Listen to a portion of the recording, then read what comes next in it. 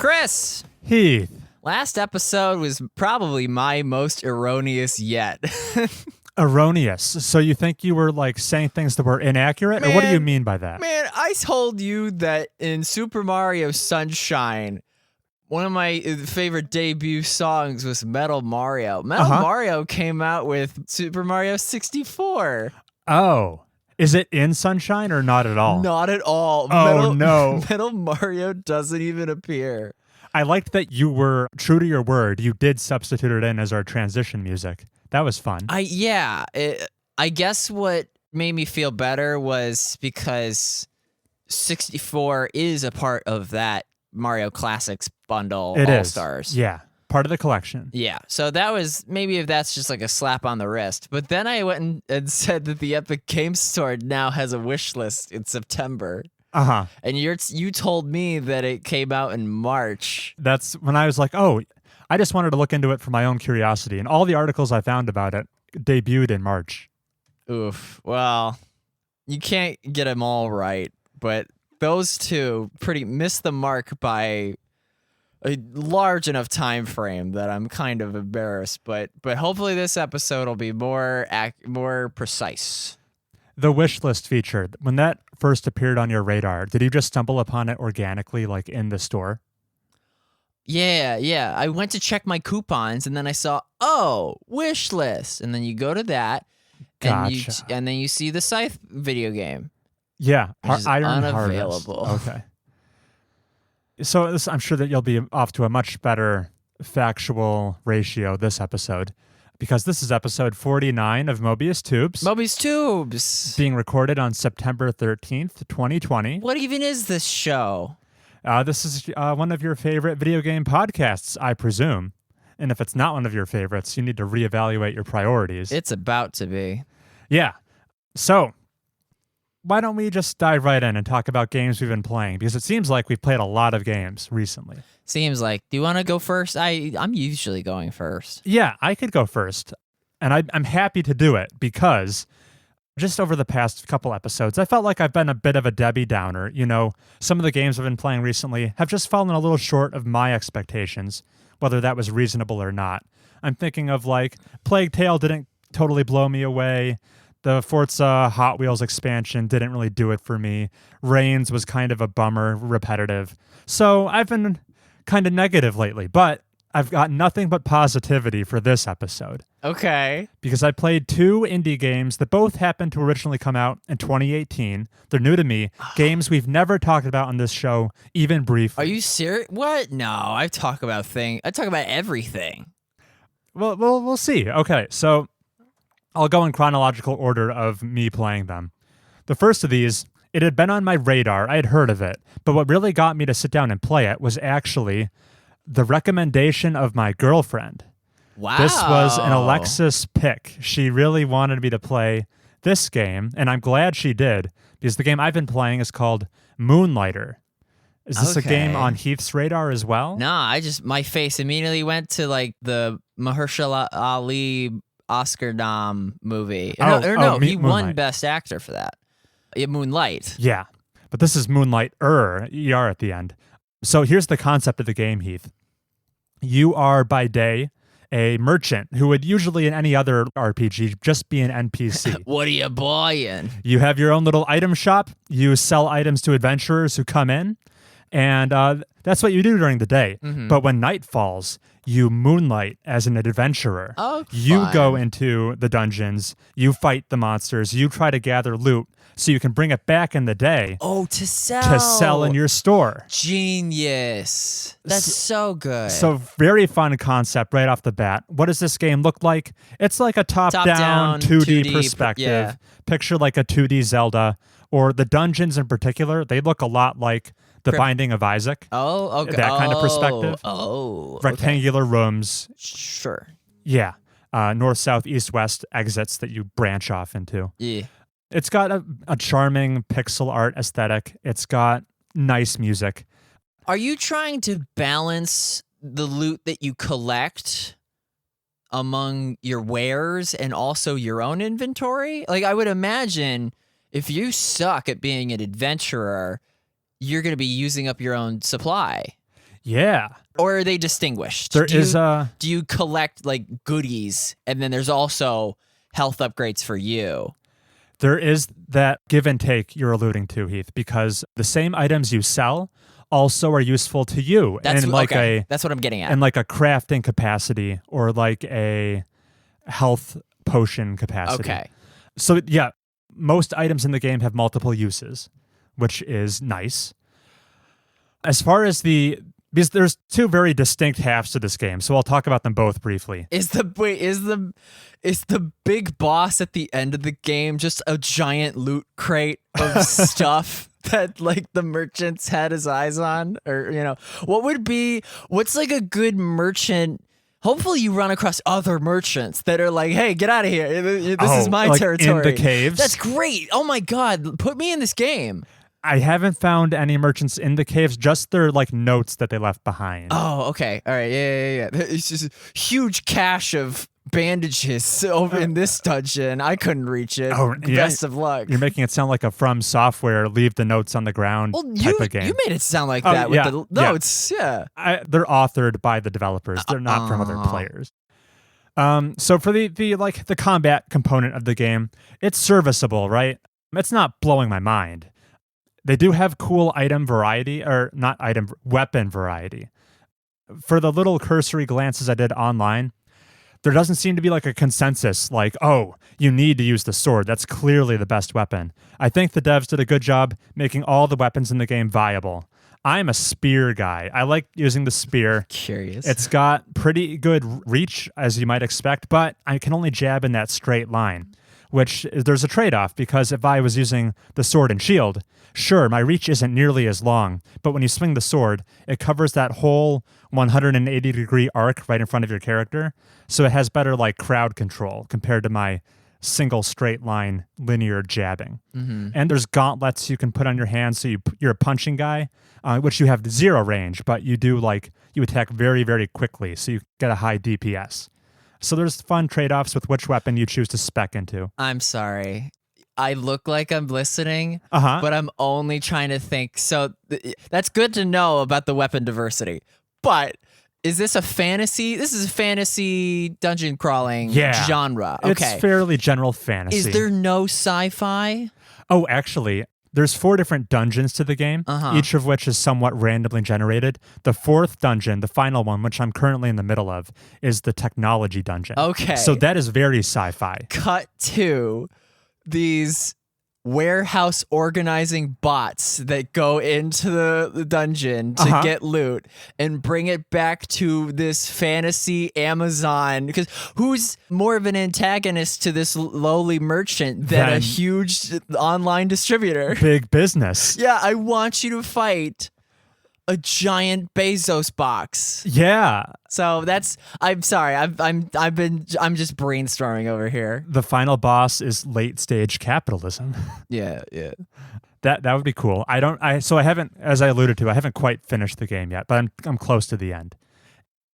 So the combat, it's fine. It doesn't like irk me or anything. There's the dodge rolling you would expect and stuff like that. What is cool though in the dungeons, this is maybe more reflective on me that I'm saying this than anything else, but my favorite part about the actual dungeon component is the inventory management you have to do. You've got a backpack, right, that you're loading all your goods into to sell it the next day. Mm-hmm.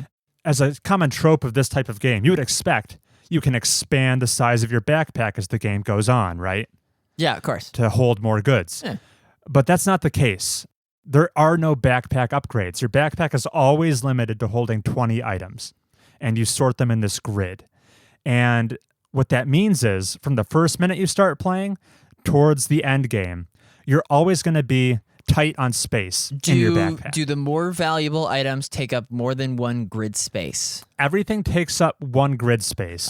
Okay, so it's not Resident Evil. But sorry, you didn't even let me describe. In Resident Evil, you manage the attaché case. Yes, because and the shotgun takes up way more space than a health pack. Yeah, right. And that's a cool system. But not here. I think this might be cooler. Oh. Because when you go into the dungeons, certain items you will pick up have what's called a curse on them. And curses can be positive or negative for you. Like Binding of Isaac stuff. I'm not familiar. What kind of stuff does that do? No, I mean, certain upgrades can be positive or negative. Oh, for you. okay. Gotcha. So this will be like, they're diverse. But for example, you'll pick up an item, it'll slot into your grid inventory, and it'll have an arrow pointing to the left. And it'll say, when you return to town, any item directly to the left of this one will be destroyed. Oh, it's bejeweled. It's kind of or bejeweled. You know what I'm trying to say. Right. So then the obvious thing you do is, okay, I take that item, put it all the way to the left of my inventory. So it's just pointing to the wall. wall. So nothing will get destroyed. Right. So there's that sorting that takes place. But then there's positive ones like, okay, this item, it's pointing directly up.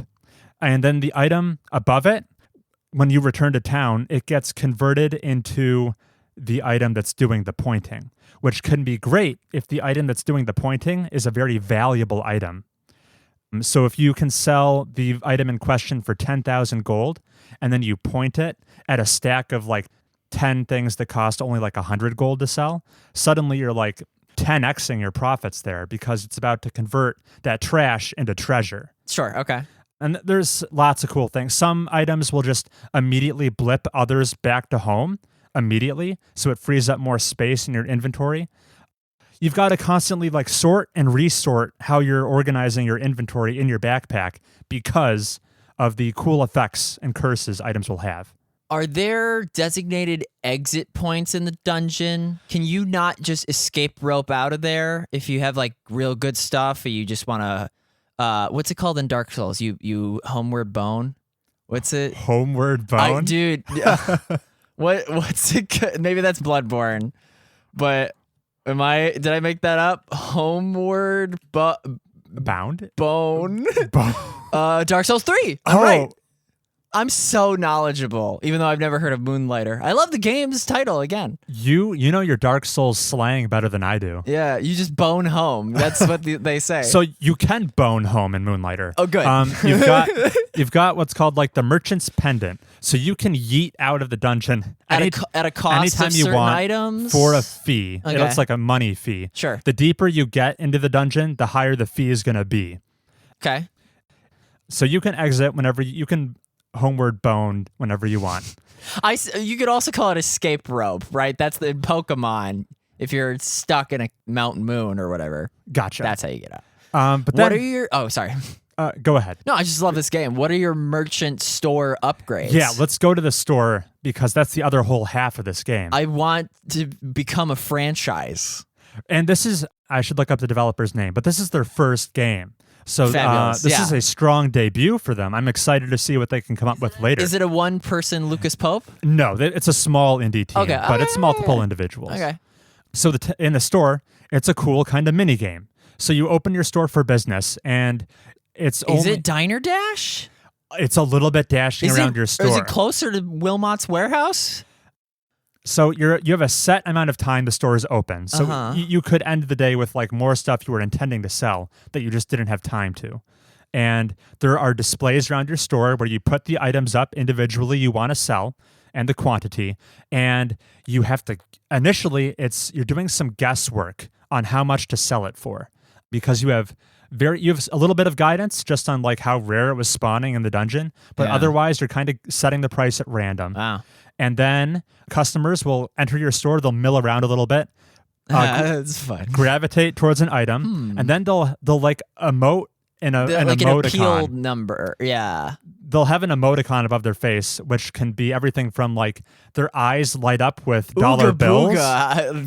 I'll buy your entire stock. Do you know that from JonTron? No. Keep going. If their eyes light up with dollar bills, that means they found a bargain because you woefully underpriced your item. Underpriced yourself, yeah. They'll rush to the counter with it. Or there's like varying degrees of being upset.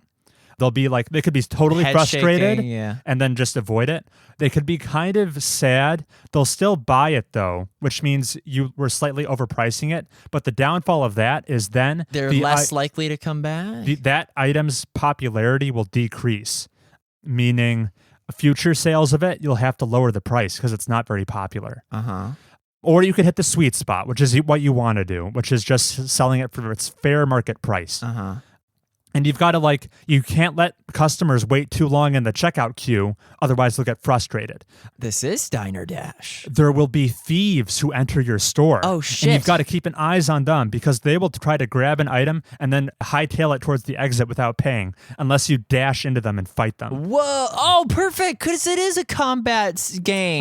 The combat in the store isn't like fully blown. All you have to do is like catch up to them in time. Okay. All right. Well. And then you'll get your item back. I imagined it was like Final Fantasy VII, like dun, dun, dun, dun, dun, dun, dun, dun, dun, you know. Right. It's not that involved.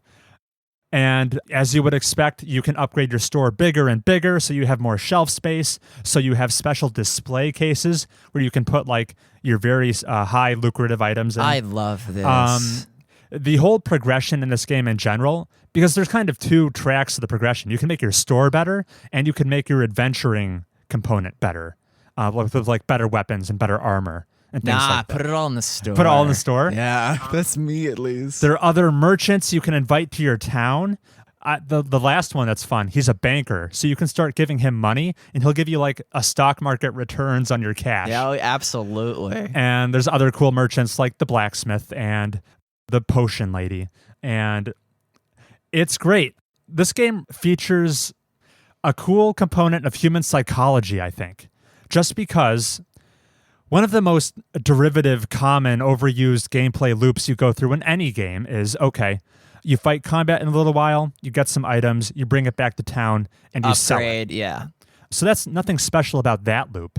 And if you kind of like boil this game down to its basics, you're kind of doing the same thing with like an extra step involved, right? You're just fighting, getting items, bringing it back to town, and selling it for money like you would in any other game, except that selling component has been gamified a bit. It's now its own little mini game with its own mechanics and One things. might even say it is the real landmark. game. Yeah, that's what I'm coming for. So even though the end result is the same, I sell items for money, I can't help but feel like this game makes it feel so much more earned. Like I feel invested in, okay, I made sure to like max min my take from the dungeon, making sure to organize all my items in just the right way to have the highest profit. And then I'm gonna make so much money from this take. Right. And when you're in the store, you're like, okay, I'm the one setting the prices. I know how to like manipulate the popularity of items to get the biggest sale.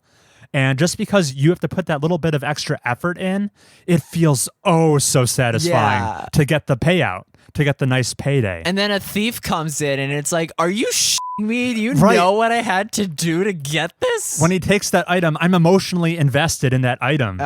Yeah. And it's... Yeah, maybe this is a Chris thing. Maybe it's a human thing. Oh, but it's a Heath thing at least. Yeah. So I just really like the gamification of the selling. The progression is great. I'm totally hooked. The grind in this game is awesome. This almost never happens, but I lost track of time playing this game. Just on like a weekend night, I usually go to bed around 11. And I was playing this game, and the next time I looked at the clock, it was well past midnight, and I had like time traveled. I was so engrossed. It's got the greatest pacing, I'll say. Any game with like the dual gameplay component does wonders for me personally in the pacing department. Just because as soon as I'm getting a little fatigued on the dungeon delving, it's time to go sell things at my shop. And when that gets a little old, okay, it's time to go back to grinding in the dungeons. One gameplay style never gets stale. That's why I get hooked on Persona so much. It's the turn-based combat, and then being a school kid. Yeah, the slice of life time management sim. You're constantly switching back and forth. So this game has that same appeal. It's awesome. And you can just really tell the developers had a lot of passion for this game because of the smallest details they didn't need to put in there. The two that come to mind immediately for me are when you hit the button to open your shop for the day.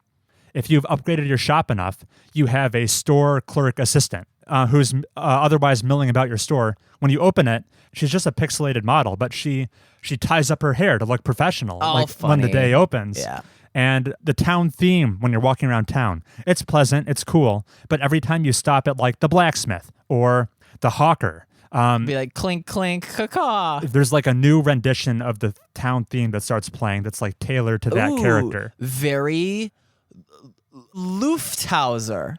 Okay. What's that plane making game? Oh, I think it is Lufthansa? Lufthansa? No, it's Lufthansa. Where depending on the make of the plane that you pilot, the music changes. That's sweet. Yeah. Yeah.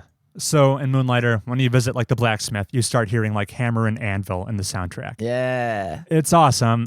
Just glowing praise. Let me tell you, your girlfriend has great taste. I'm reluctant to even play this game. Yeah. Because I don't want it to soil the image in my mind. Just in case it misses the mark. Yeah. Just in case I don't like it. Like I want to be an NPC in this game.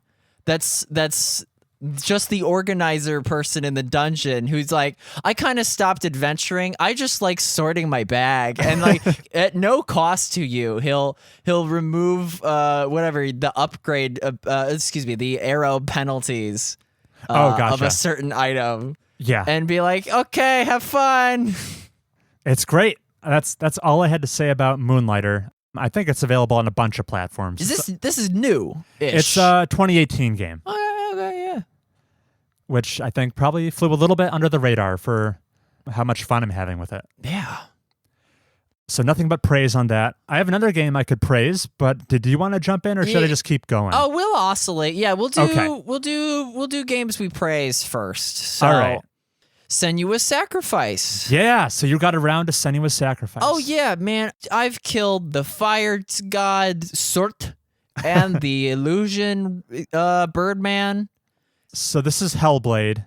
It's the naming convention of this series is almost as bad as Call of Duty's. Right. What's particularly weird is, so this game's name is Hellblade: Senua's Sacrifice. Whoa, I think you're getting, what are you talking about? That's the name of the game, dude. Maybe if you're looking in a funhouse mirror, it's Senua's. Oh.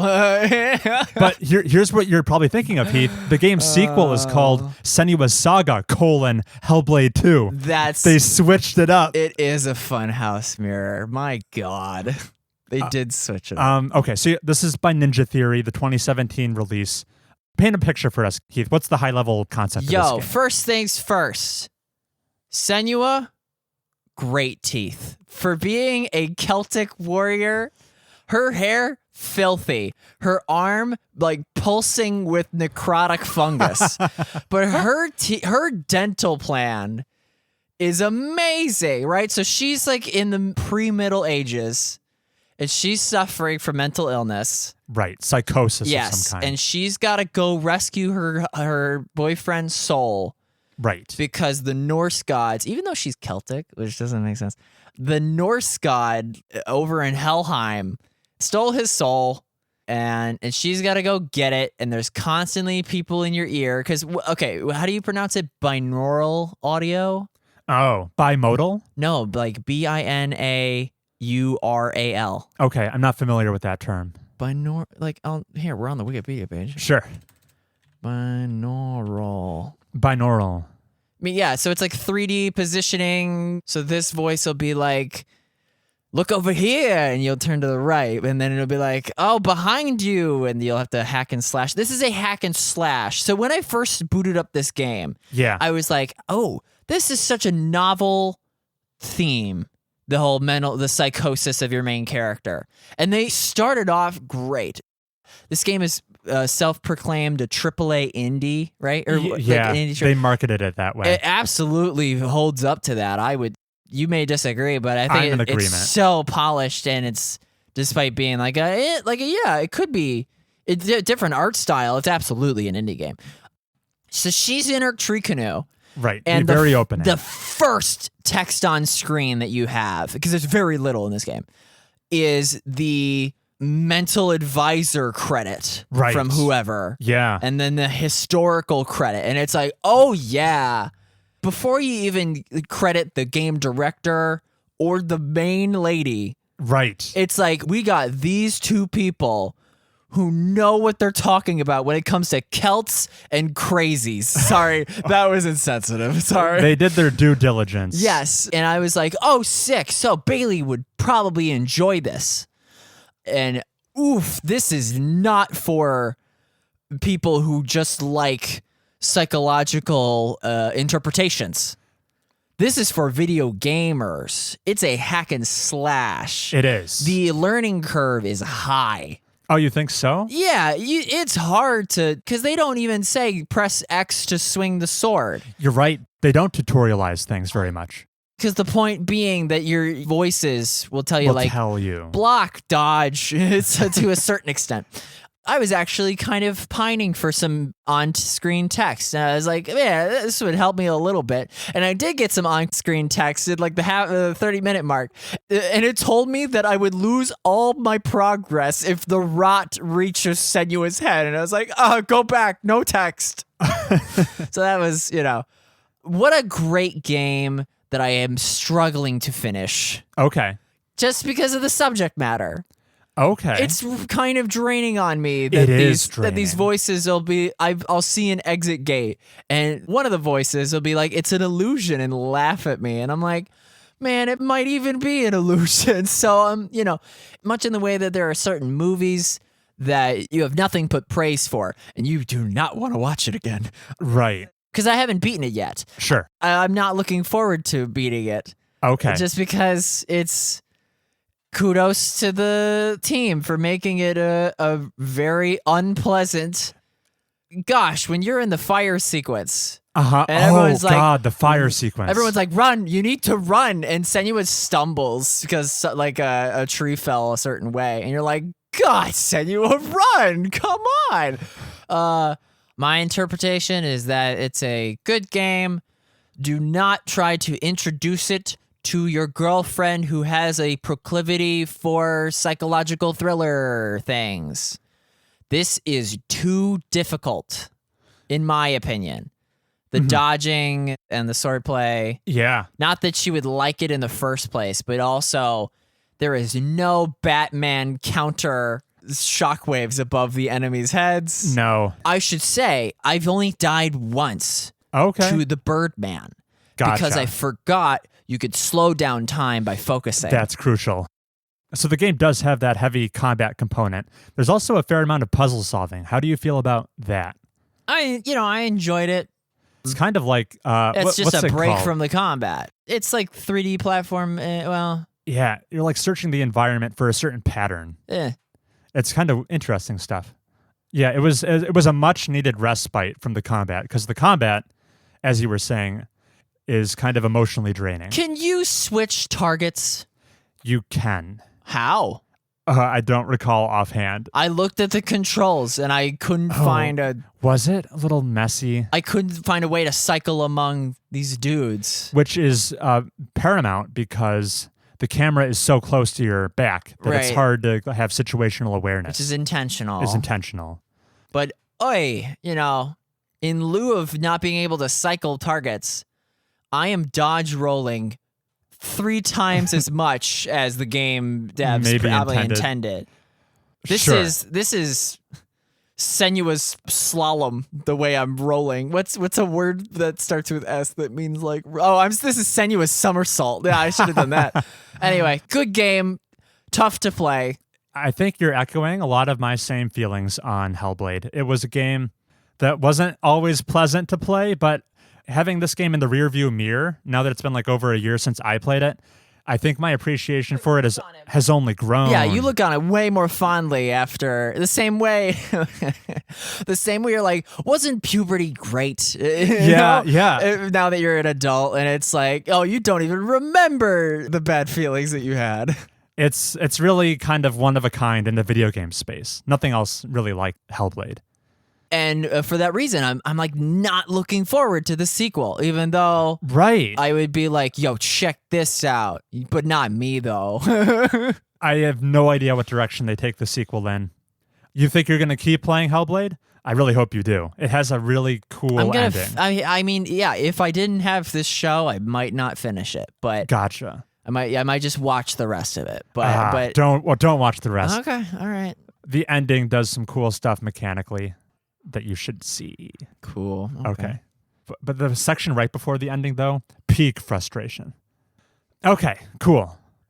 Want me to jump back in with a game? Yes, another. We are just rattling on. This is the perfect foil of the last episode where we said how like games are bad. This is games are good. Right. And I've got another good game for you, Heath. The polar opposite of tone and Hellblade. Fall Guys. I have not played Fall Guys. The other game I played and beat, because it's a short game, is called Donut County. Hey, the Game Awards winner? It was definitely nominated. I mean, that's how we know about it, yeah. Yeah, for like indie game and best mobile game. Yeah. It's on everything. I'm playing it on Steam, but I think it's on the Switch. I think it's on consoles. So, Donut County. This is the game where you play as a sinkhole. You are literally just a hole in the ground, and you move it around. Okay. And that is the total summation of this game's mechanics. Are you not trying to sink things other than donuts? You are trying to sink everything and anything. Okay. It's Katamari. Much in the way in Katamari Damacy, as you roll up a ball and the ball gets bigger and bigger. The more things you sink in your sinkhole, the bigger the suck. The bigger the sinkhole gets. The bigger the suck. Your diameter gets larger and larger. So it's told in this very cartoony, minimalist aesthetic. I was gonna say just very mobile game, simple. Yeah, I mean, I think it works totally fine as a PC game. I was controlling it with like a mouse. Yeah. And oh boy, as far as, sure, it's a simple game, but in terms of nailing the game feel, it feels sublime. Just because the way your hole moves is so smooth.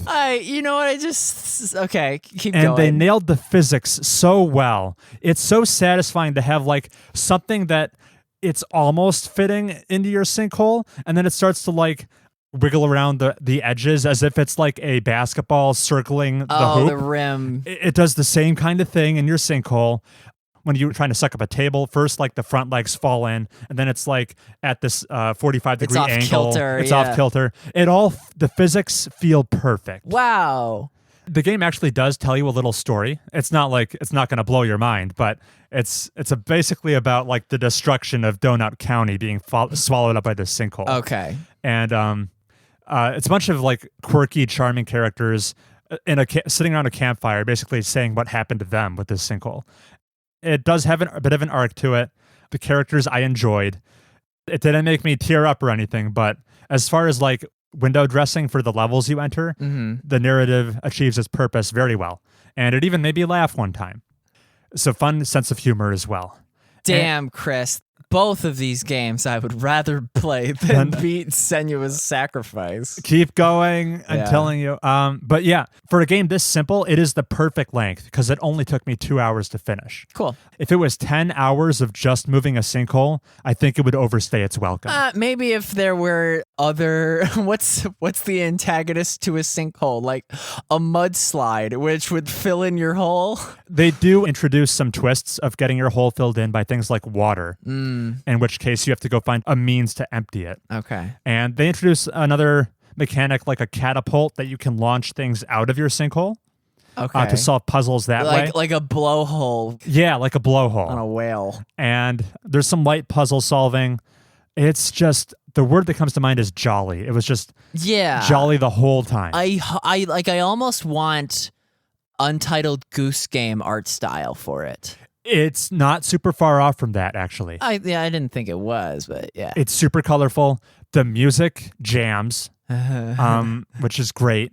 And I don't know if it was actually literally one person, but when you boot the game up, it says a game by Ben Esposito. Okay. So I think he might be kind of like a Lucas Pope kind of guy. Okay, he's the mayor of Donut County. He's the mayor of Donut County. Nothing but smiles playing Donut County. That's all I really had to say. It's a short, simple game. Short and sweet. Sweet, because it's a donut. Yeah, It is a donut.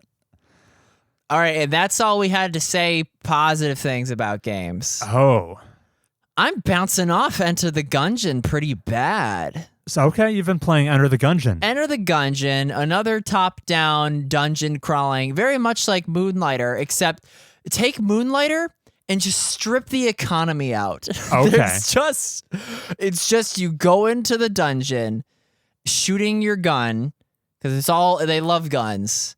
The whole game is just find another fun way to shoot the bullet enemies. I like the enemies in Into the Gungeon because they're all cute, like giant bullets. Oh, and like your enemies are bullets? Wait, you've never looked at Enter the Gungeon? Only briefly. Oh my god. Okay, well, I don't blame you because it's very hit or miss. Okay. The bosses in this game will be like King Bullet, and it'll be a giant bullet sitting in a throne, and he'll do a spin move, and it will just be a bullet hell pattern, and that you gotta like evade, and there's a dodge roll with some iframes in the beginning. Okay. And man, if you don't love dodging with the iframes in the direction of the person shooting you, because I don't, it's you have to be of two minds at all times. You got to be like shooting in the right direction. It's a twin stick, right? You got to be shooting in the direction of your enemies and like dodging away from the bullets. Sure. And you call it really twitch reflex based?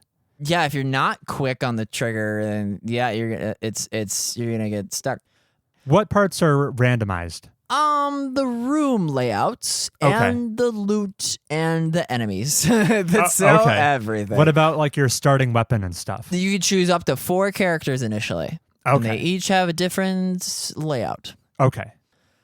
Man, I've only gotten to the second level a few times. The difficulty ramps up tremendously. If you don't get a decent gun to use by the second level, your days are numbered. Yeah, and the bosses are I don't know how much of it is just pattern recognition on my part that I'm not doing. Okay. But wow, I have never gotten away scot-free. And the upgrades in the shop are costly. When you say upgrades, are they like persistent across multiple runs or just in an individual attempt? There will be one room in the dungeon that will offer like health, keys, guns, a map sometimes, ammo refill. And it's limited to that room. You got to go find it on other levels. Okay. And the things you can buy only last for that playthrough? Yeah, if you die, you don't have access to whatever gun that you bought. Dang. So it just feels, now that you just pitched, the irony is that you pitched me Moonlighter, which sounds amazing, and like, oh, I can take these things and bring them back and build an economy out of it. What am I playing Enter the Gungeon for? I see. Granted, Enter the Gungeon is lovingly, the enemy variety is great, but like, oh my god, it's not my cup of tea compared to what you just told me. So roguelikes as a genre on paper don't appeal to me because, okay, I have to like start over again and again. But I found Into the Breach. I found many that I do like. Into the Breach, Slay the Spire, Rogue Legacy. But what made those games winners in my mind was the elements of the game that were persistent. Unlocking the mech squads in Into the Breach, unlocking new cards in Slay the Spire, your character upgrades in Rogue Legacy. Are you saying there's like very little persistent progression in Enter the Gungeon? On one run, I ran into an engineer who's like, hey, I helped build the Gungeon. Yeah. I can help you skip floors if you fill my criteria. So I've never even seen past level 2. So I don't even know what that's like. But I ran into him, and then I also unlocked a cell that kept like a little girl character and a big robot character. And they said, thanks for rescuing us. See you around. And I thought they would become new playable character options. I've yet to see them again. Okay. I'm curious to know whether or not are they only unlockable if you get to like a certain exit gate? Could be.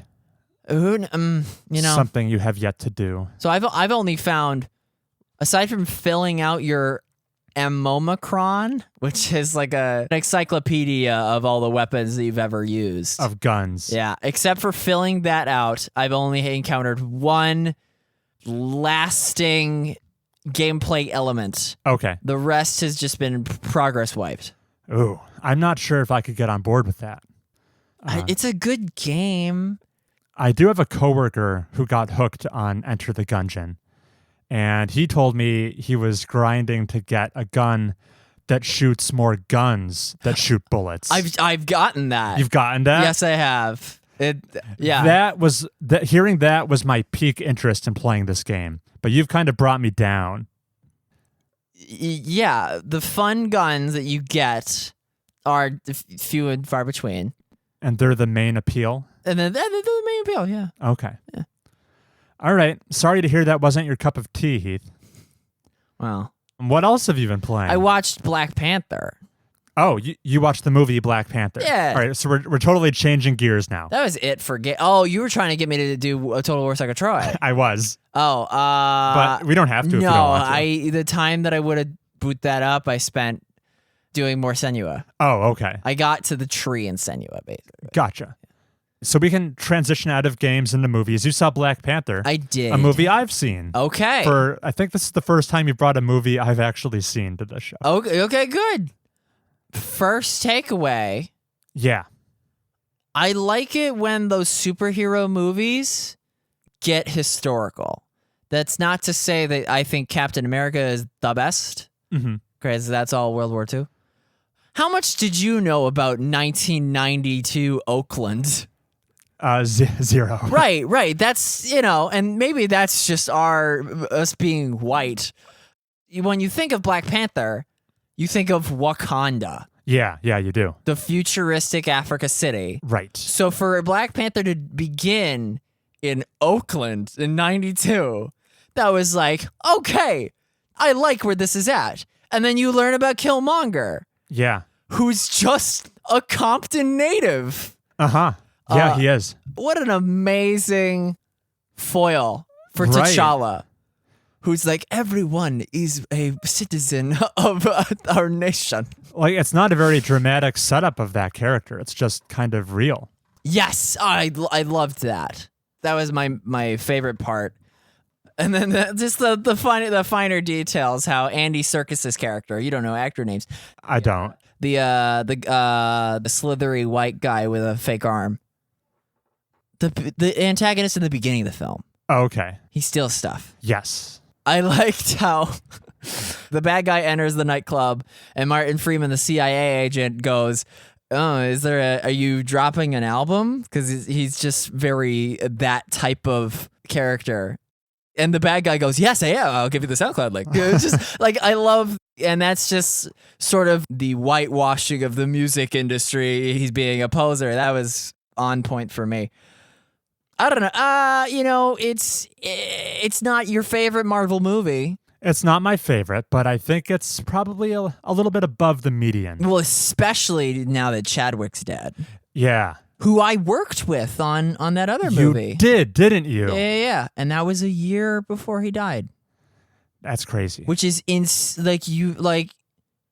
you know how he got made fun of for his weight loss, I think? The gossip stuff? I wasn't privy to that. Yeah, they were like, I thought he's supposed to be huge because he's a superhero. How come he's so skinny? And then it's like, okay. because he has like stage 4 colon cancer. Yeah, he was that far along when I met him. So, Black Panther 2, you have to do the biggest send-off you've ever done in cinema history. I don't really know Kubrick. I don't really know who are other huge cinema people. Like Clint Eastwood, when he dies, that's going to be like that's earth-shattering as far as like movies go. So you want to send off in the movie? Well, because the Black Panther was star-studded. Right. And talk about casting. Forrest Whitaker, who you know is droopy eye, the black guy. You don't even know him as that? Forrest Whitaker has an eyelid that's not pulling its weight. I'm sure if you brought up an image, I would be that guy. He's later revealed to be the other Oakland boy who betrays Prince Njobu. Okay. An amazing casting. They found a young actor that looks exactly like Forrest Whitaker, despite his eye deformity. I see. And I was like, wow, it looks perfect. Gotcha. I just didn't make the connection. So that's what you meant by excellent casting. Well, okay, so they had Forrest Whitaker. They had, obviously Michael B. Jordan, but he's dead now. What you need for Black Panther 2, you need to get, and this is my fantasy, because I feel so bad for Chadwick. Sure. How he kept it all to himself. You need to have Will Smith, James Earl Jones, Denzel Washington, And then a bunch of like young black actors that like I don't know, and you especially don't know. But I don't know anyone's name. Not for like race reasons. You need to have all of these, not necessarily just a campy like Wakanda salute of every person of color in the film industry, but the kind of send off that it's like, who cares about Black Panther 2 in the context of the MCU? Oh, okay. Yeah. It's first and foremost a Chadwick memoriam. To think that the DC fanboys would be like, Black Panther 2 didn't even do anything for the plot of Phase 4. F*** off. I just feel so bad because it was a fine movie and he was just such a nice guy. That's coloring my fondness for Black Panther. Sure. So that's what I have to say. I talked quite a bit, but chime in, please. I don't have a lot to say. Damn, all right, I guess we're on to the news. A couple years since I saw it. All right, we should take a break. I definitely need to do some stretching. And when we get back, we'll have tons of news. See you then.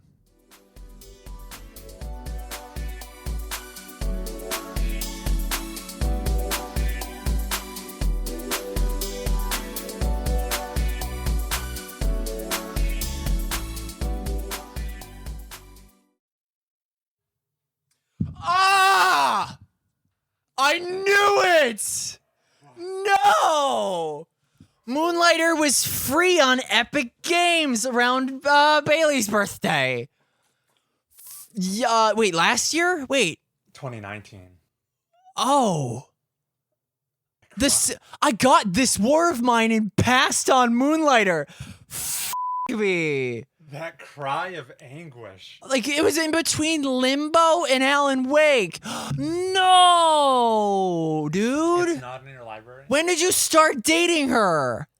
Like a month, like 2 months? I met her in early May. You needed to have met her in July of last year.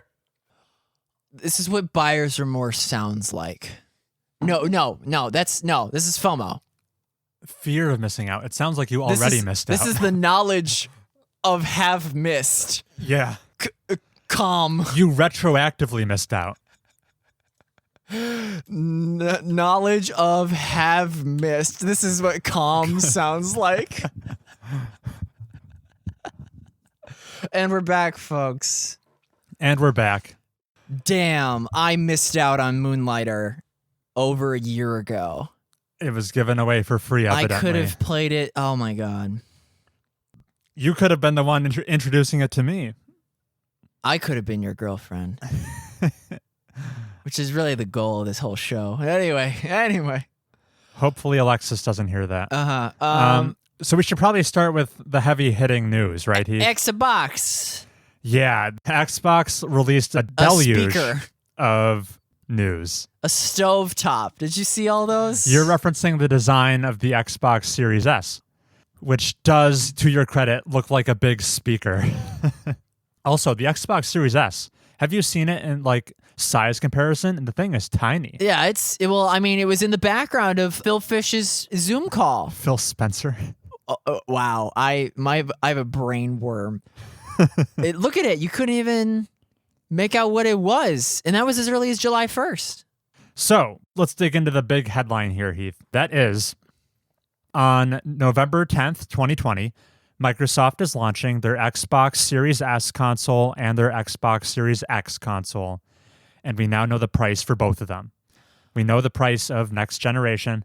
The Xbox Series S. That's $500, right? The Series S, the budget one, is a mere $300. Oh, yeah. It's super affordable. And then the hefty, big, proper next-gen console, the Series X, is $500, which is right where we were expecting. What we weren't expecting is how cheap this budget option is going to be. $300 is... like current console cost. Right, yeah. That's how much a Switch costs. And this is a next-generation machine, albeit a weaker one. I think it's natively targeting running games at a 1440p resolution compared to the Series X targeting 4K. So there's a bit of a trade-off there. But some very loose power comparisons I've seen. You know the half-step console, what's it called? The Wii U? Xbox One X. that came out a few years ago. Yeah. The first kind of 4K Xbox, that came out for $500 in 2017. This new Series S has basically that In much the same power vein. or more Okay. now for only $300. So quite a price drop. Yeah. So that is a tremendous value for the consumer in a time where the value proposition is probably more important than ever, having a bit of a recession on our hands. So Microsoft really came out swinging. They fired their salvo. There's more to this, actually. 2 other little bits of news we can sprinkle in here. The first being, you know how much Microsoft likes to push Game Pass. They made it an even better value proposition. Did you hear about this? They lumped in A year's worth? EA Play. Do you know about EA Play? You've told me about it. That's Electronic Arts', they have their own service. If you like Battlefront, Yeah, they lump in their like annualized sports franchises, their older AAA games. That's all available in this EA Play subscription service, which you now get along with Game Pass at no additional cost. So that just made Game Pass better. And what is perhaps the most interesting thing about all of this, Heath, is the new payment model. They're calling this Xbox Access.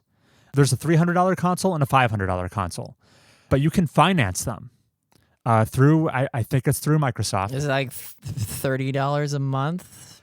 If you want the Series S, the For like cheaper a one, year? it's $25 a month for 24 months. Or if you want the Series X, the more expensive one, it's $35 a month for 24 months. And for those 2-year periods, you get the ultimate version of Game Pass the entire time. Whoa. Which that on its own is like $15 a month. So you're Oh. effectively paying like $10 a month for a console for 24 months, That's, yeah. which is an excellent deal. Yeah. What's the math on that? 24 months times 10 for the Series S. That would be $240 versus the $300 price tag. So you come out ahead. Yeah. Or it's $20 a month for the Series X. What's 20 times 24? For 480. So you would come out a little bit ahead there instead of 500 as well. So not only do you not have to have the lump sum up front, financing them, you actually come out ahead if you care about Game Pass, that is. Assuming you were going to pay for that anyway. they're making it easy. They're making it so easy. Holy cow. I think the ball is in Sony's court. My mouth is agape by this. My jaw would be on the floor if they also were launching with a strong lineup of first-party support. Oh, yeah, if Halo Infinite was banging. Because Microsoft has nailed every single part of the equation out of the park except for the software side, which you could argue is maybe the most important. Because why do you buy a console? To play games, and they're a little lacking there, especially at launch. I'm sure over time it'll be ameliorated, but for now it's a little dire because I don't think they have any first-party things like confirmed for launch. Maybe Hellblade 2, but I could see that getting pushed very easily. Yeah. So that's kind of crazy. In my mind, this begged one question. Okay, I want to finance it, right? Let's say like 10 months into my payment plan, I miss a payment. Is GameStop going to send someone to my house to repossess my console? What goes on there? No, then you got to pay the full price of the console and not the finance. Well, here's the problem. This is kind of unprecedented, so I don't know what would happen. If you stop paying your mortgage, the bank repossesses your house. Oh, okay. What happens if you stop paying for your console? Does Bill Gates send his goons to come break your legs? Yeah. I don't know. Like, who are you taking this loan out through is a bit unclear to me. And also, it's one thing that kind of reigns in this parade. It is like you're opening a line of credit, so not everyone will be eligible. You'll need to have presumably a decent credit score to be able to do this. Okay. So it won't be universal, but for those it applies to, that's an incredible deal at a time where that deal will be appreciated. We're recording this right before Sony is releasing their price and release date. That's coming out on Wednesday of this week. Yeah. So we don't have that info. We'll talk about it next episode, but there's 2 SKUs to that PS5 as well, right? The disk drive and then the diskless version, right? Yeah. There's not a chance in hell that The discless version is going to be anywhere near $300. Right. It's going to be much more. Lowest I could see it being $400. Mm-hmm. That's just my prediction, which means Microsoft has a big price advantage going into this generation. How significant do you think that is? Pretty significant. I think the Series S is going to sell. Yeah. Here's a weird bet. Which version do you think sells more? Probably the Series S. I'm kind of with you. That thing is priced to move. And it's kind of weird because it's also like kind of a half measure. It's maybe not the full next generation that the Series X is, but Yeah. I could see it outselling like the proper next gen console, which is crazy.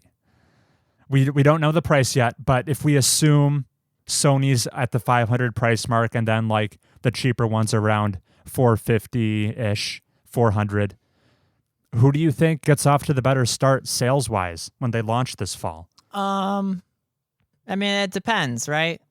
Parents are going to see the Series S as an appealing gift within their price range. Yeah. Gamers themselves are going to buy a PS5. Or a Series X, depending on their preference. No, a PS5. Oh, okay. For that reason, maybe the PS5 performs better because I don't think the parent factor is enough. I see. Or am I just making that up?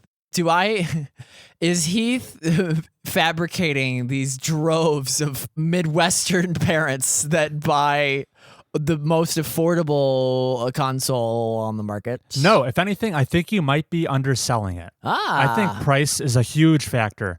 If we think back to the Xbox One and the PS4, their launch, and how we attribute a lot of the Xbox One's failure to its initial image problem being like the TV and sports machine, and how they showed a lot of Call of Duty, and how like, you remember that iconic clip of I don't. This was the mic drop moment for Sony at the 2013 E3 press conference. They had this clip. How do you share your game with your friend that you bought? And it shows like two execs. God. I absolutely remember this. Handing a game disc, a physical copy, to their friend, and he says thanks, and that's how you share it. Because at the time, the Xbox One was going to be this always online digital machine that like has DRM locking certain games to your account so you can't share it. And people attribute that to that was the moment Sony won this generation. When in reality, I think it might just be that the PS4 came out $100 cheaper than the Xbox One, which, when it comes down to like the real world buying decisions, I feel like that has a lot more weight to it. Mm-hmm. And I feel like we're entering a situation where now Microsoft has the edge. And I think they might sell at parity, or God forbid, if the PS5 is $599 US, I think the Xbox might sell more. I think so. If the price gap is that wide, mm-hmm. I think the value of the Xbox lineup just would be insurmountable.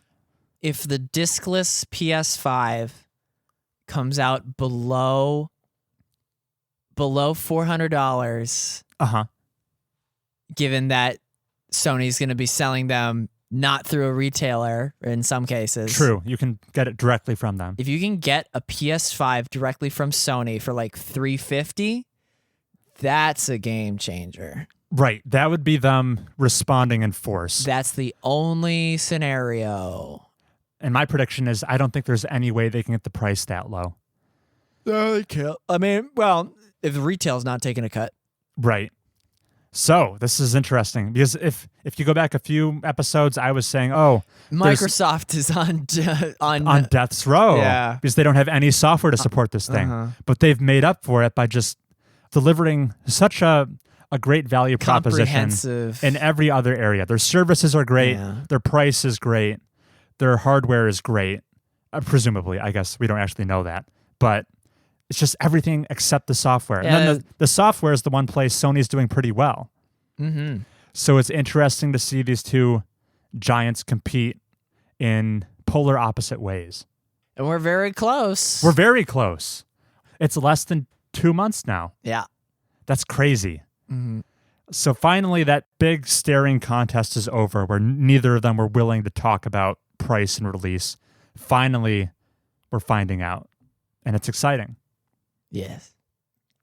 All right, that's all I had to say about that. So let's wash our hands of that until next episode where we have the full story from PlayStation. And what other news should we talk about, Heath? Do we have more news?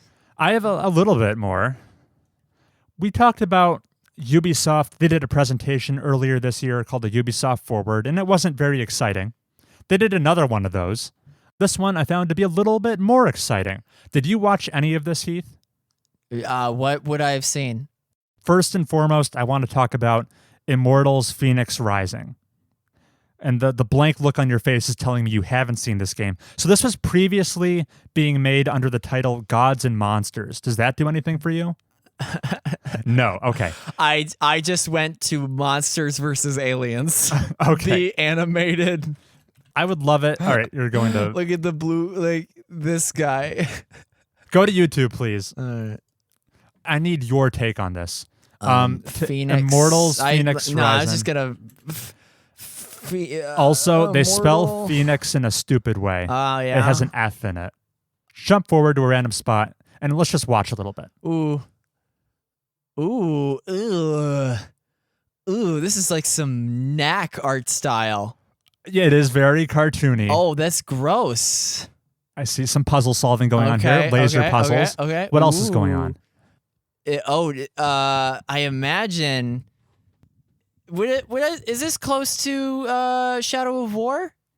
In its no, but open worldy nemesis? You're maybe getting closer. Oh, that was all you needed.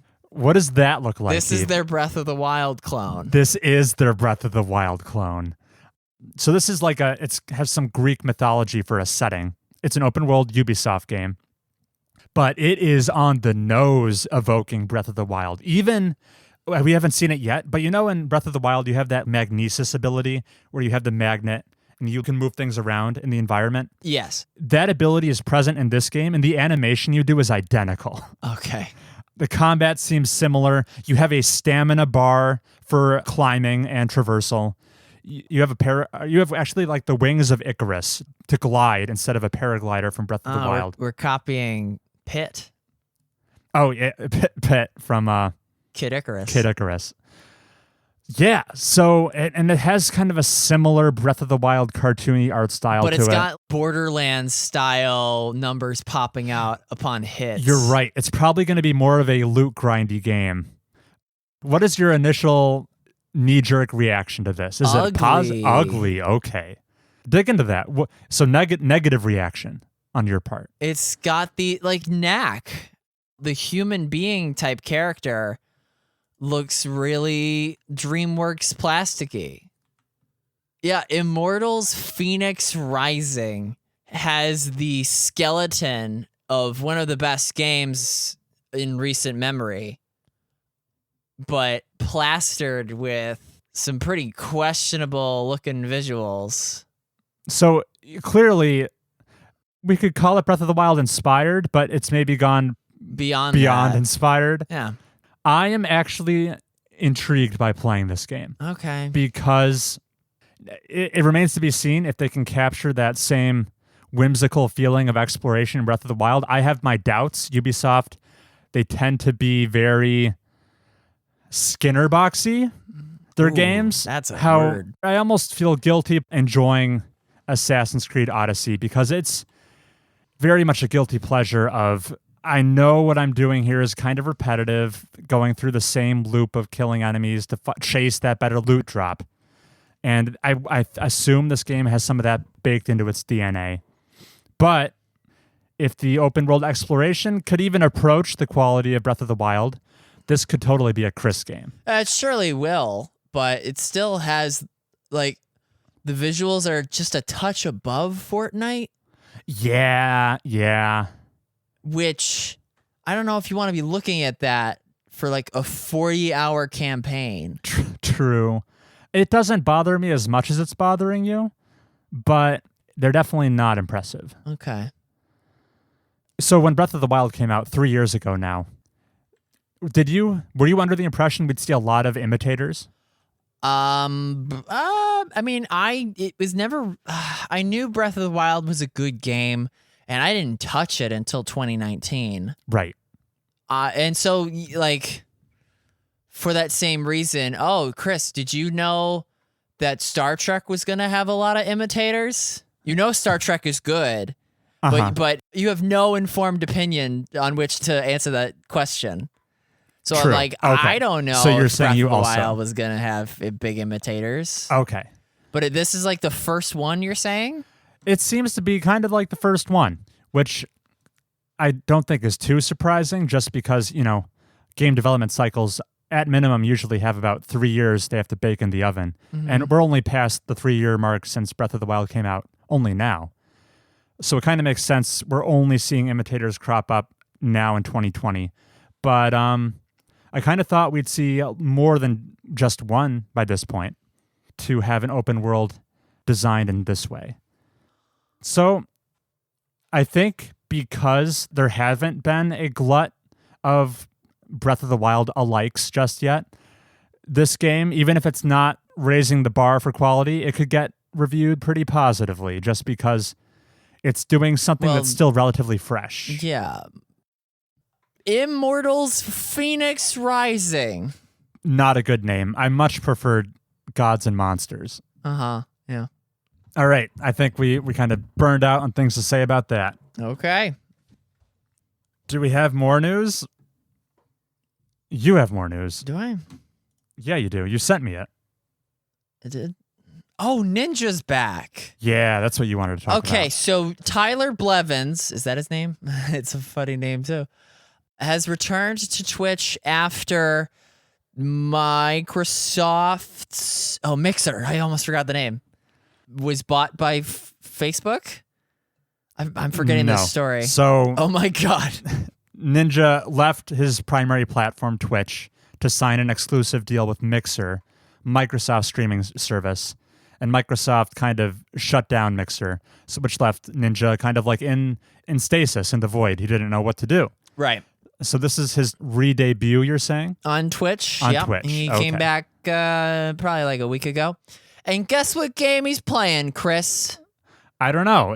He's known for Fortnite, right? Yeah, he is. The game that you refuse to play with me, Among Us. Oh, I was going to say Dead by Daylight. Everyone is playing Among Us. He's playing Among Us. I could have taken a screenshot. You know how on Twitch, on the left side of the screen, it'll show you who's playing what at a given time?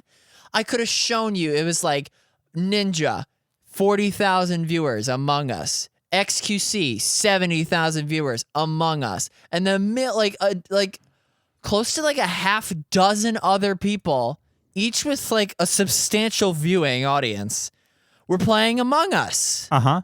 Why do you hate me? Why do you think I'm anti-Among Us? Because it looks like Immortals Fenyx Rising. It looks worse, unfortunately. Oh my god, you're right. But I'm down to play. Oh, Just god, tell me when. Nate's played more Among Us than me. We can play. This past weekend, we could have been playing Among Us. So Ninja's back. Yeah, he's not playing Fortnite. That should be your cue to queue up. God, Among Us is so good. Yeah. That's the real story. Okay. Because it's the social deduction thing. Does he play it with strangers or with like his group of friends? No, he's playing it with his group of friends. And then PewDiePie's playing it now. Okay. So you know when he gets on, the lobbies are just so clogged. You can't find a match because everybody's hoping to join in. Yeah, it's overtaken Fall Guys. Gotcha. And what I love about it is the same reason I love Assassin's Creed's multiplayer.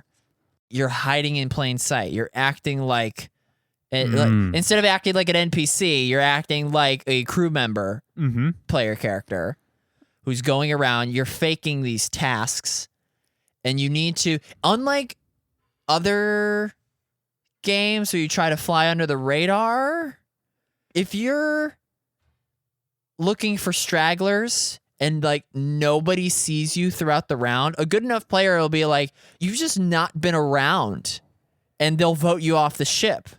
So you need to maintain a sufficient presence among people's vision cones even if that's like to the detriment of doing your job. Yeah, it's a pacing of killing like people who go off to the deeper recesses of the ship, while still having like, yo, you can vouch for me. We were standing by the reactor, and then we went to the cafeteria, and it's like, yup. This is an amazing game, Chris. I want to play it. I'm not waiting for the sequel to come out in 2021. Okay. So, rally the troops. All right. That was that news story. What's your syllabus segment? Oh, we've always talked about if we were to teach a course on video games. Oh. What would our syllabus be? Oh, yeah. Do you want to take a break? I'm not ready for that. All right, then we don't have to do it. I mean, we hit 90 minutes, which will become 70 minutes. Ugh. Do we have any more controversial opinions? I thought of one recently. Oh, going back to like Hitman. The reason I don't like it. Wait. We can't just sloppily transition segments like that. This is like a okay. That was the audio equivalent of the peas touching the carrots, and you were like, no.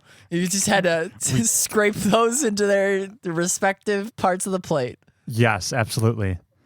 All Here, right. Let's stand up and talk this through. I don't need to stand up.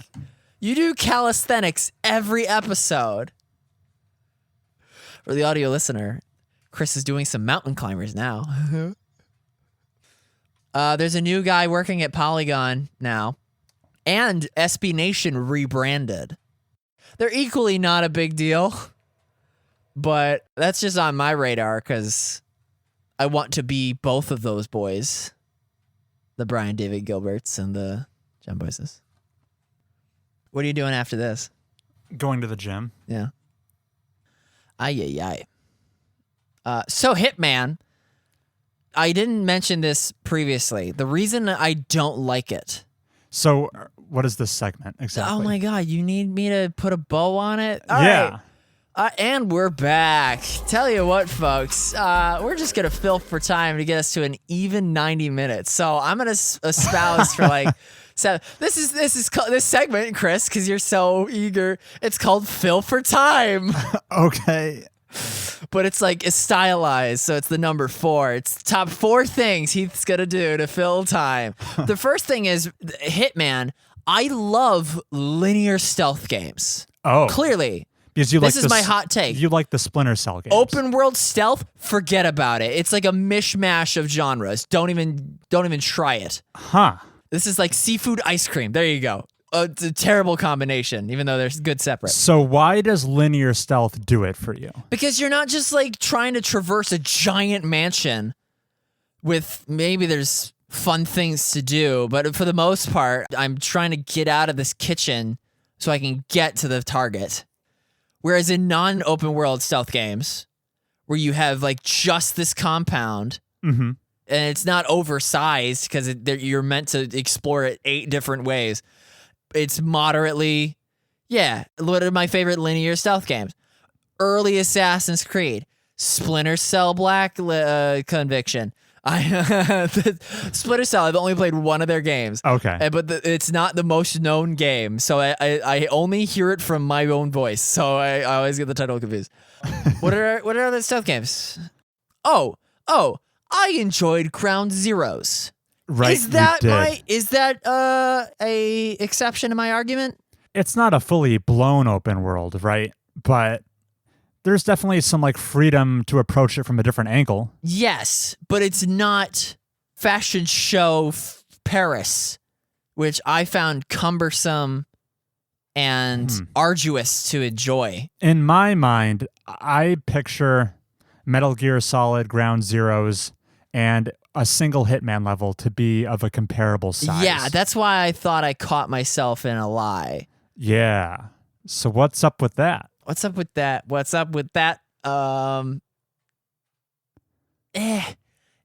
Maybe they're different because help me. Fill for time. Moving on to number 2. Also, this is a good clarification to make. You said you enjoyed the earlier Assassin's Creed games. those do take place in big open worlds, but in the context of like a stealth mission, it's pretty linear. Yeah, I don't have to crawl from the Vatican to Sicily. So now I'm interested in your take on the Dishonored games. To me, so this is the Chris opinion, the appeal of a stealth game is that you're given the objective, right? It's either to get to a certain area undetected or steal a certain item or extract a hostage, and you have to do it stealthily, right? And then the means by which you achieve that objective are very open-ended. Oftentimes, stealth games are very systemic. Guards will have patrolling patterns, they'll have different means to perceive you, and it's all about exploiting those to your best ability to avoid detection, be it keeping to the shadows or memorizing guard patrol patterns so you can find the weak point and slither through, or incapacitate guards at just the right moment to not alert their buddies. That's fun, yeah. You're speaking my language. And there's kind of like some player agency in how you go about doing that. And I feel like when the stealth game takes place in an open world, it just dials up the opportunities for player expression, player agency. Your solution could be even more diverse in an open world because there are now there's literally 360 degrees that you could approach the whatever compound you're infiltrating from, instead of a more linear level where if you're more constricted, if you're going through more set corridors, the means by which you achieve the stealth objective is inherently less diverse. There's a kind, I would say fine-tuned. Fine-tuned. Yeah, because one of the Batman Arkham games, in the beginning, the missions are like you're in a cell block, you're in a hall of records. Yeah, they do lock you in one room. You're in a stinky Killer Croc sewery area. Those are great, and they're just like little. They're like, if we're talking about like a sandbox, that's more of like a bonsai tree planter that's full of some sand but not too much. I like it's like have your way with it, figure this out, and when that gets translated into a more open world, I mean, Arkham City is mostly Batman flying to those areas, which are they're still like in a vacuum, I guess you could say. Arkham Knight, it does have your like 360 world's your oyster, any opportunities thing. Uh-huh. And I think Arkham Knight's stealth felt a little bit more bloated, with the exception of like the challenge mode that you could jump, not the story mission stealths. Batman Arkham Knight stealth goes about it like the worst way possible. Like the bank heist ones where you got to do it like fast and throw caution to the wind. I fucking hated that. Hitman, you say that I am pigeonholed in tunnel vision with my linear stealth gameplay. Right. I would say something similar about your open world. It just bloats it. You're spending like 30 seconds trying to like circumnavigate this certain guard pattern because they have to cover like what are the blocks called in Minecraft that are 64 by 64? I think they're just called chunks. Yeah, okay. You have a guard pattern that he has to like walk around a gigabyte worth of land because this level has to be so large. Why can't you just have nice stealth encounters in a vacuum that Batman can then like fly over there? You know, I mean, Hitman. It's not open world. They're isolated missions. Right. Yeah. But the mission is so bloated, it might as well be open world because it takes genuine minutes to cross a map. I see. Which is not the case for the Batmans, for the early Assassin's Creed. I mean, Assassin's Creed Odyssey stealth is now open world. Is no longer stealth, really. You're just stabbing people that are alone, which isn't really stealth. It's mostly just quiet murder. Whatever. I think I've distilled this into the most clear-cut this argument's a diamond in my opinion. In your own way, I think you are right, Heath. This is just it's a matter of perspective on what appeals to you about the stealth experience, because you're right. Your argument is correct in that if you constrain it a bit, you can have like cooler set pieces and more tightly designed levels, and arguably this more authored, higher quality stealth encounter if you scale down the level into a more linear affair. But for me, and this is just a different perspective, the appeal of a stealth fantasy for Chris, I have to actually feel like every step of the solution from beginning to end was of my own design. And you had total agency over agency over it. I kind of, when it is more authored and you're going from room to room, I have trouble suspending my disbelief that I, on my own, could have thought of this approach to the stealth objective. It just feels like, okay, I'm kind of playing a role here. Well, if you do approach it in the open world format, where you really can, and you're right, it's kind of bloated. You have to spend all that legwork time shuffling around this big map and doing reconnaissance and extending the experience longer than it necessarily needed it to be. But since you did do that, I actually believe, had it been me, boots on the ground in real life, doing the same thing, it could have worked. And it feels more personal, right? Because while they're in a big open world, there could be, who knows, half a dozen different ways to get to the center of the maze. I picked one particular one, and that kind of imbues it with more meaning for me personally. And to your credit, the Achilles heel of my argument about ground zeros, because it does take minutes to cross the map. Yeah. And you are scanning and marking targets with binoculars even. Maybe that's just me tolerating it on the good graces of Metal Gear is such a highly acclaimed franchise by the people that I listen to. Yeah. Maybe that was coloring my first thoughts of ground zeros. And then friggin' Hitman, the first Hitman game I played was Blood Money. Oh, that's everyone's favorite. No, then it must have been Absolution. Oh, that's everyone's least favorite. My first one was Absolution.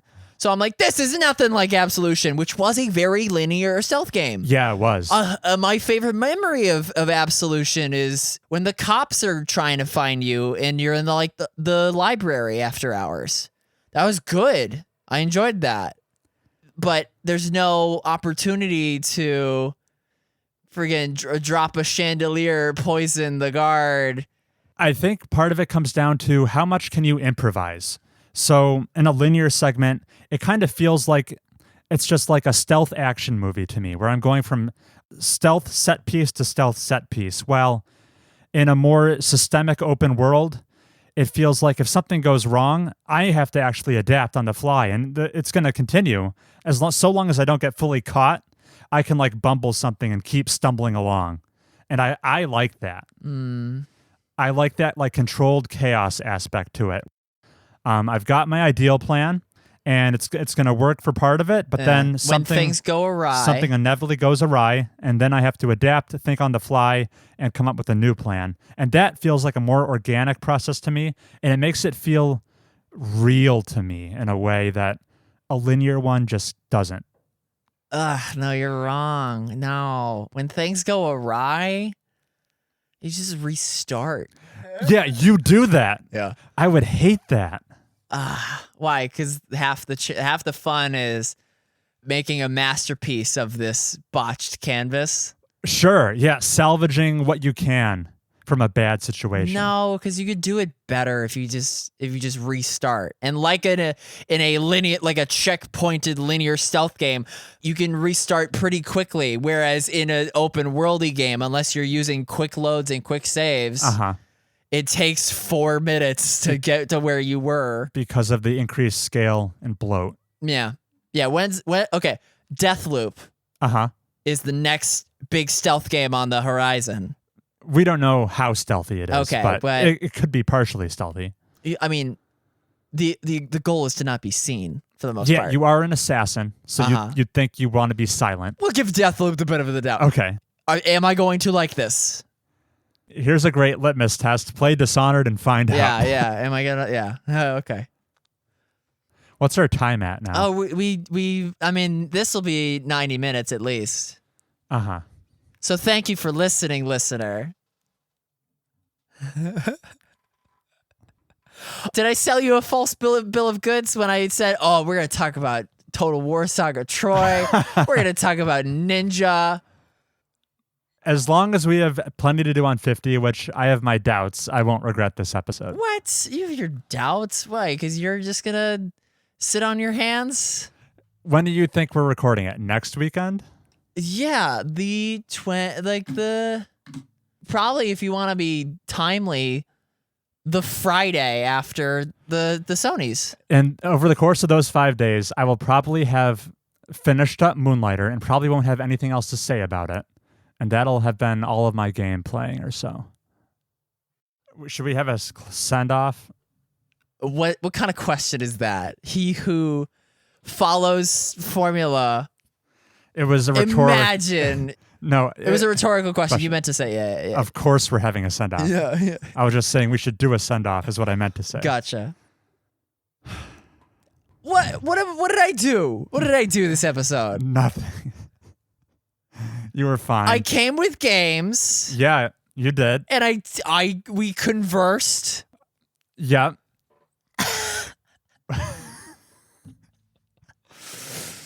I just wish... These are mountains out of molehills. Definitely, yeah.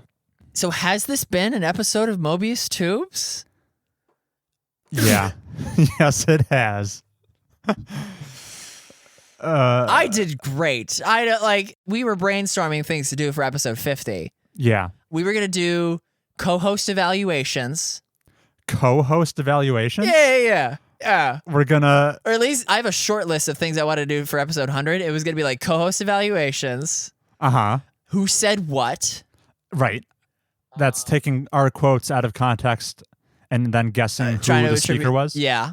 Okay. Which might be hard. No, I think I could get that with 100% accuracy. Okay. And then I had an alphabet bit. We're going to do Mobius Tubes next week.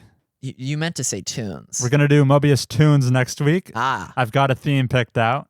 Oh, dude, how many? We've played 7 games so far. Yeah. I have volumes 8, 9, and 10 planned.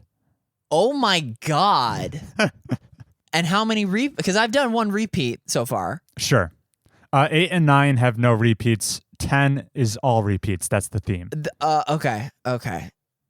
Dude, we're running out of music. After 10, it's retired. We would have each done 50 songs at that point. Okay, which is nice and clean. Well, unless you count the joke songs that I did for like the Mario theme and Pokemon XD Gale of Darkness. And yeah, but it's 50. Okay. And then we retire it for a year. I don't know if I want to retire. I mean, it's a good bit segment. Yeah.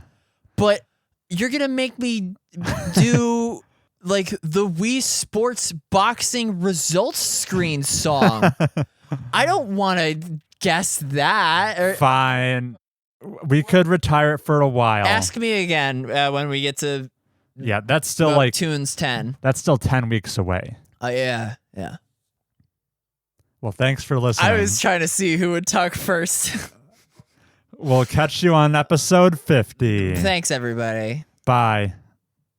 Oh, we should tell them to write us emails. Oh, yeah. Please send us emails at the email address mobiustubespodcast@gmail.com. Please tell Chris his unfounded opinions on playing stealth games like you would shop for things in IKEA. Oh, no, I would like IKEA because it's linear. Never mind. I don't think your opinion is bad, actually. It's the whole liberal and conservative. How much do you value freedom versus order? Both have their merits. I love order. You like a very ordered stealth encounter where I say freedom is best. Wow. Yeah. But like both are valuable. It's just which do you prioritize? All right, so don't email Chris about that. At MobiusTubesPodcast@gmail.com. And that's really the end.